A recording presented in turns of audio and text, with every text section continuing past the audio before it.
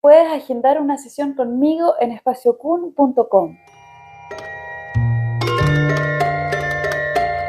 Hola, ¿cómo están? En este video les voy a hablar sobre por qué Contacto Cero no funcionó para mí y les voy a compartir una experiencia personal, solo porque pienso que les puede ser útil, les va a ser útil.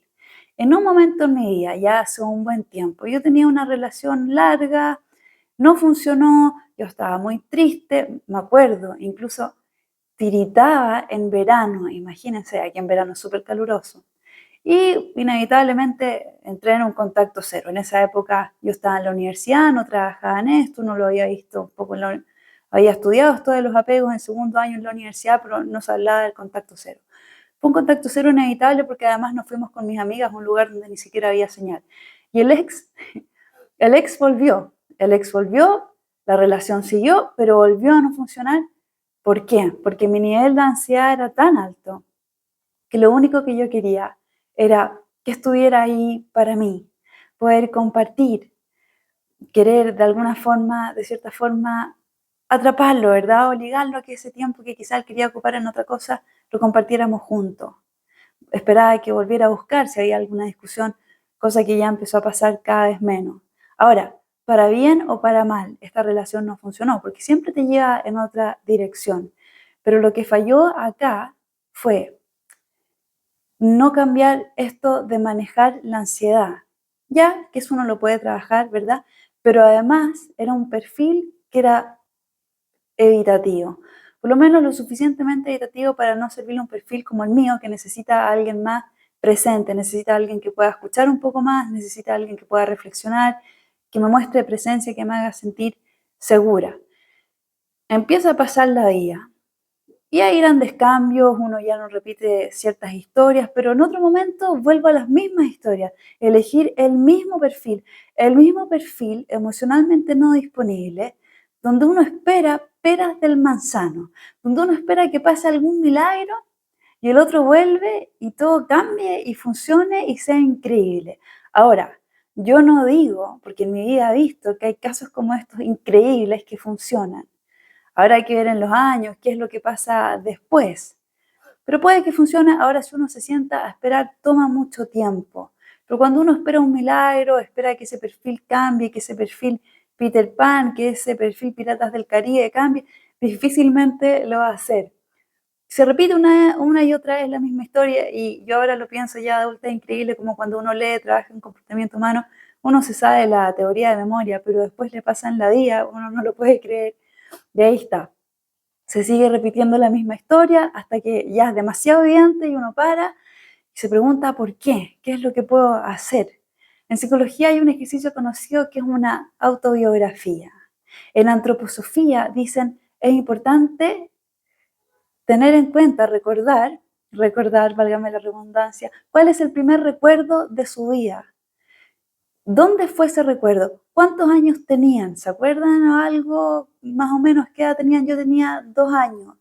Y de ahí uno parte una biografía. Y ahí yo empecé a escribir sobre el colegio y entendí de dónde venía esto de ponerse por debajo de los otros, a veces de creerse poca cosa, de valorarse poco, de buscar a alguien que constantemente te está dando un refuerzo intermitente o quizás simplemente no está interesado. Yo estuve en dos colegios. El primero era un colegio americano, era muy estricto. A los profesores jamás se les podía hablar con esa familiaridad, había que pedir permiso para todo, para hablar, para ir al baño. Yo era una niña pequeña y cuando uno está en el colegio kinder, pre-kinder, después hasta los 10 años, después me cambié a un colegio pequeño, porque le sugirieron en este colegio americano, la psicóloga del colegio le sugirió que yo necesitaba un lugar donde hubieran menos personas, un sistema más pequeño, más personalizado. Me cambié a un colegio pequeño, solo de mujeres, bastante más amigable que este colegio grande americano. Ahora, el sistema del colegio en general, no importa si era el primero o segundo, a mí nunca me gustó y tenía un déficit atencional horrible, me costaba estar presente en clases porque no me gustaba el colegio, porque yo de niña me acostumbré a la montaña y a la libertad, eso era lo que hacíamos en vacaciones, nos íbamos en caballo con toda la familia, nos juntábamos la familia. Nosotros somos mi familia es de Chile originalmente, pero tengo familia también en Estados Unidos. nos juntábamos todos y partíamos a la montaña donde no había nadie más. Y yo estaba en clase mirando por la ventana, anhelando esa libertad, mirando los pájaros, mirando las montañas. Lo único que quería era salir del colegio, poder escaparme. Y en el colegio no me iba bien, siempre tenía las peores notas. Les digo esto para que se fijen en cómo la autoestima se va dañando. Ahora, tenía muy buenos amigos, por suerte tuve buenos compañeros y en eso no tuve problemas en la parte social, pero lo que el sistema me enseñó de cierta forma es que nada de lo que yo hacía estaba bien. De hecho, yo no sabía qué hacer porque siempre me iba mal, así que era mejor que mirar al lado a ver qué hacía el resto para yo hacer lo mismo. Y eso es lo que hacía, entonces me volví muy insegura. Si tienen algún recuerdo cuando después de ver este video hagan el ejercicio o por lo menos empiecen a pensar en su biografía, en su autobiografía, en su historia, noten también las sensaciones físicas, cómo se sentían en estos momentos, cómo se sentían en este momento. Yo cuando estaba en clases, por ejemplo, me sentía pequeña, insegura y miraba siempre a los compañeros a ver qué es lo que hacían. Trataba de hacer un poco lo mismo. Y sin querer, el sistema mató la autoestima. Después cuando me cambié de colegio fue lo mismo. Me iba bien en ciertos ramos, por supuesto, en literatura, en deporte, en castellano, pero en otros como ciencias, matemáticas, me iba pésimo. Y mis papás, siempre tratando de ayudar, no lo hacían con mala intención, entonces me tomaban clases de matemática. Imagínense lo horrible que yo llegaba del colegio, toda la vida llegando del colegio a clases particulares de matemáticas. Horrible. ¿Qué fue lo que pasó? ¿Y qué es lo que les estoy tratando de decir acá? Noten cómo la autoestima se afecta por cierto paso en la vida, por cierta etapa que uno vive. Y luego esto tiene repercusión en las relaciones que uno tiene, porque ahí yo me di cuenta. En el colegio americano, los profesores, ¿verdad?, tenían cierto perfil físico, incluso físico y emocional. Eran más distantes, eran gente más racional, un poco más cuadrados, se vestían así muy, como un colegio americano, el pelo bien corto, todo bien preciso, la profesora un poco con el régimen del miedo, ¿verdad? ¿Y qué es lo que uno busca después en la vida como adulto? ¿Cuál es el esquema familiar? Buscar la aprobación, porque uno busca la aprobación de pequeño de los profesores, el poder hacerlo bien, la aprobación de los padres, la aprobación de la familia.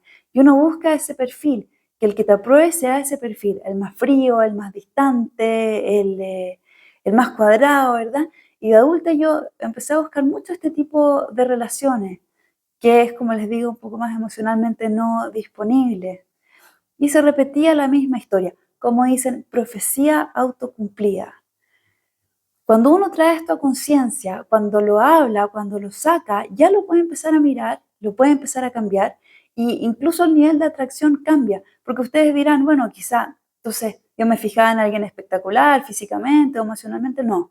Incluso puede que físicamente no haya tenido ningún brillo, como decimos en Chile, eh, que la parte emocional haya sido una persona nada especial, pero si era más frío, entonces inmediatamente yo sentía esa familiaridad de alguna forma inconsciente y me apegaba a esa relación.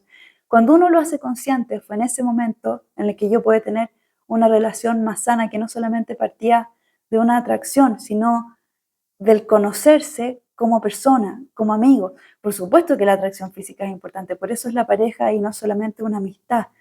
Pero cuando uno ya conoce a la persona, cuando pasa un tiempo, lo pasan bien y a través de eso formas una relación, es muy distinto. Todo cambia cuando uno comparte físicamente, la parte emocional también, es una relación bastante más satisfactoria. Y había una psicóloga muy conocida que decía, hay dos tipos de personas, las que en su primera cena romántica, en su primera salida, se preguntan, ¿le habré gustado al otro? ¿Le habré gustado? ¿Querrá volver a verme? O el otro se pregunta, ¿quiero yo una segunda cita con esta persona? No tiene por qué ser que me enamoré apasionadamente, fue amor a primera vista, pero ¿tendría yo una segunda cita con esta persona? Ese es el segundo perfil, uno más seguro, y uno se da el tiempo de ir conociendo a la persona y asume que uno no es un fracaso si le va mal en alguna otra relación.